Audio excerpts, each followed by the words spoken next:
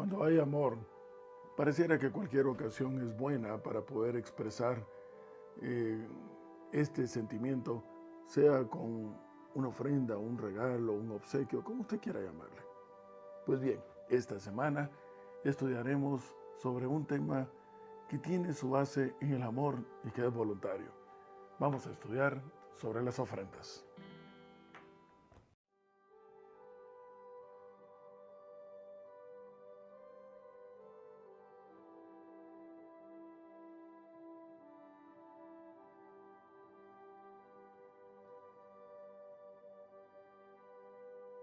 Dentro del contexto de lo que vamos a estudiar, las ofrendas, quiero ofrecer una disculpa porque parece que los cambios bruscos de temperatura pues no nos permiten tener una voz un poquito más clara. Pues bien, quiero pedirles que por favor me acompañen en el libro de Mateo. Me encuentro en Mateo, en el capítulo 5, el verso 23 y 24.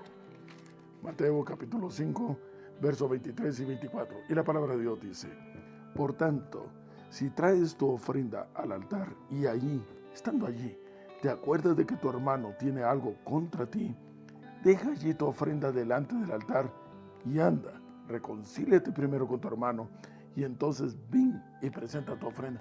Qué delicado este texto. Tal pareciera, de acuerdo al texto, tal pareciera que presentar una ofrenda, presentarnos ante el Señor, requiere un prerequisito, y es estar en paz. Algunas personas han considerado equivocadamente que pareciera que es suficiente con que demos un diezmo y demos nuestra ofrenda para conseguir el beneplácito del Señor. En primer lugar, no se compra al estilo de las indulgencias una bendición o un beneplácito, sino porque las ofrendas y el diezmo deben de surgir como una consecuencia previa a una experiencia de intimidad muy personal con el Señor. ¿Cuál? Pues ya no vivir yo, vivir aquel que puede darnos paz en el corazón, que viva Jesús en nuestro lugar. Esa es la razón por la cual ahora podemos explicar varios textos, no en forma antojadiza, sino porque se acoplan específicamente a lo que estamos hablando. Por ejemplo, el Salmo: en paz me acostaré. Esto implica el trasfondo de que cuando vamos a dormir y estamos abandonados a la voluntad de Dios, a aquel que no duerme y que siempre está velando por nosotros, pero previamente no hemos permitido que el sol se oculte sobre nuestro enojo. Estamos en paz, tranquilos, listos para encontrarnos con Él cara a cara. Esa es la razón por la cual el Señor se presenta con los apóstoles y les dice: oye, momento muchachos, esa paz que de manera temporal el mundo ofrece hasta que viene la siguiente moda, esa no es la que yo les vengo a dar a ustedes, sino la que permanece para siempre. Esa que es cuando tú me aceptas a mí y yo dentro de ti ocupo el lugar que le corresponde al vacío que hay en tu corazón. Mi paz os dejo, mi paz os doy. Yo soy esa paz. Es lo mismo que podríamos encontrar en Isaías capítulo 3, cuando previamente, antes de poder ir y presentarnos ante el Señor, debemos de arreglar previamente el daño ocasionado. Ese es exactamente la misma escena que encontramos previo a la celebración de la comunión de la Santa Cena con el Señor, en donde para ser dignos de estar sentados en esa mesa, previamente debemos de estar en paz. Y aclaro una vez más, este requisito únicamente se obtiene cuando ya no vivimos nosotros, sino que vive Cristo en nuestro lugar. Así que ubiquémonos de nuevo dentro del texto. El vocablo ofrenda viene del latín medieval ofredere, oferre, y de ahí se derivan varios otros vocablos, entre ellos el de conferencia, que implica dar de una manera voluntaria y que se queda expuesto para ser aceptado o no.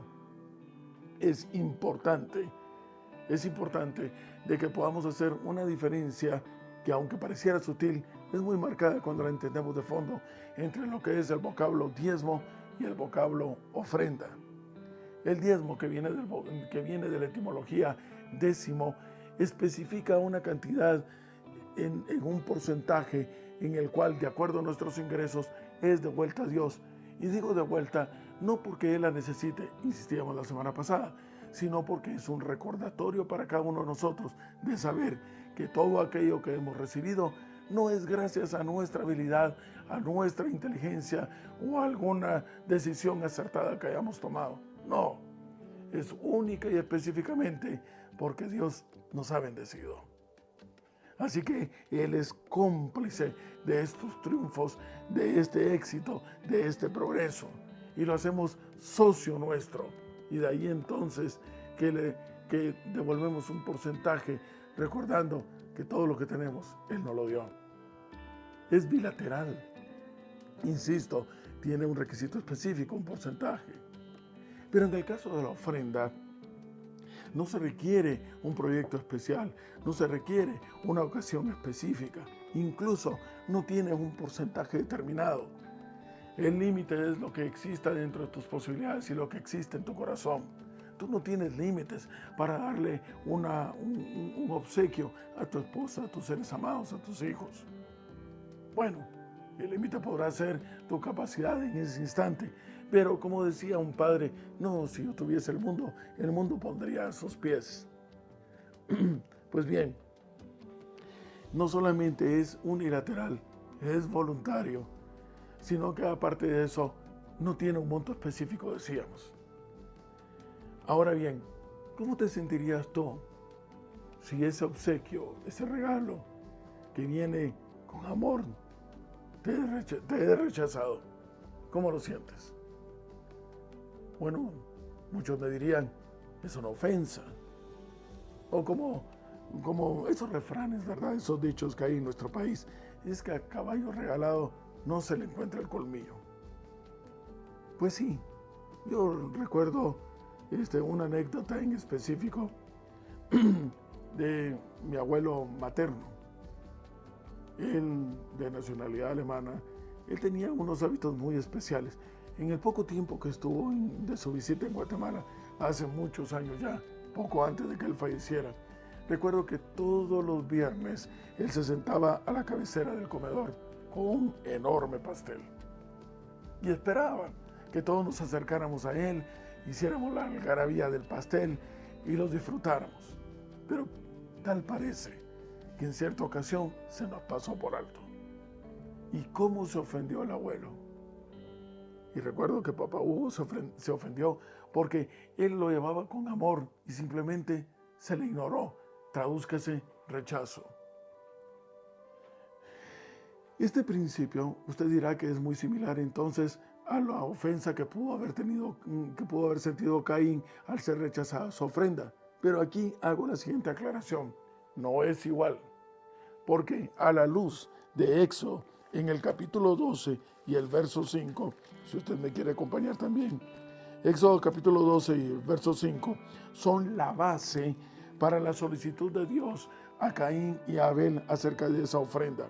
Dice el verso 5 del capítulo 12 de Éxodo, y el animal será, hablando acerca del cordero, será sin defecto, sin pecado, macho, masculino, de 1 año, en la flor de la juventud. Ese era el tipo de ofrenda que específicamente se había pedido, pero es una ofrenda con sacrificio conmemorativo que anunciaba y simbolizaba a aquel que habría de venir a morir por nosotros. Así que no podían ser frutas, no podían ser verduras, no podía ser un perfume. Tenía un requisito específico porque específicamente anunciaba a alguien específico que desarrollaría una actividad también específica. Éxodo nos habla acerca de este sacrificio simbolizado, pero era al mismo tiempo una ofrenda, porque de manera voluntaria y unilateral, el Señor Dios mismo se ofrece por nosotros para venir y redimirnos y que volvamos entonces a ser llamados hijos de Él. Y la pregunta que surge en este instante es, ¿qué nos motiva a dar? ¿Cuál es el trasfondo que hay en tu corazón cuando haces un obsequio? Bueno, nos dirán, regaló esto para únicamente cumplir con el requisito. Generalmente ese regalo no es bueno. Y el que lo recibe, percibe que solamente fue por cumplir un requisito. Quizás sería mejor ni siquiera darlo.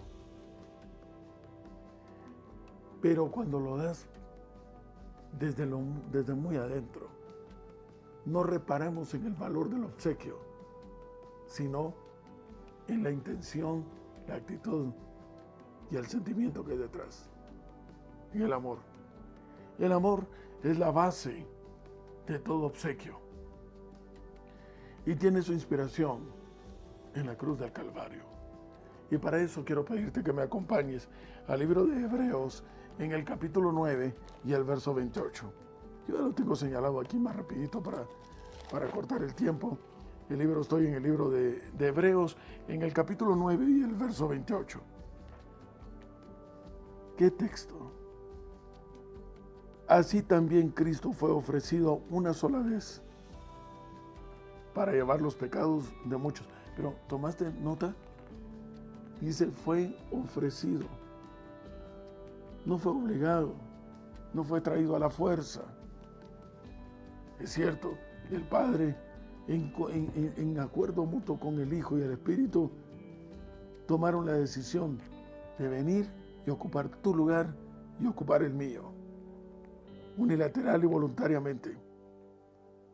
Y es este Cristo el que aparecerá por segunda vez, sin relación con el pecado, para salvarnos a nosotros los que le esperamos.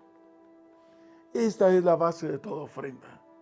Se encuentra a los pies del Calvario, en el Gólgota, allí, en la cruz.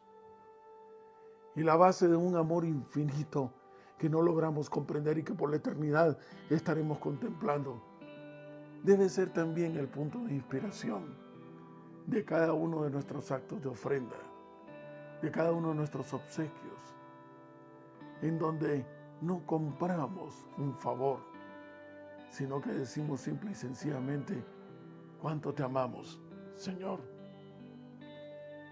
Hay un último texto que quiero invitarles a que por favor me acompañen, y es el que se encuentra en Romanos capítulo 12, verso 1. Esta pequeña reflexión no estaría completa sin este texto, porque si la base del amor y de la inspiración de toda ofrenda es el sacrificio de Jesús en el Calvario, entonces como consecuencia, veamos lo que dice Romanos en el capítulo 12 y el verso 1. Inmediatamente es una respuesta a ese sacrificio. Verso 1, capítulo 12, Romanos.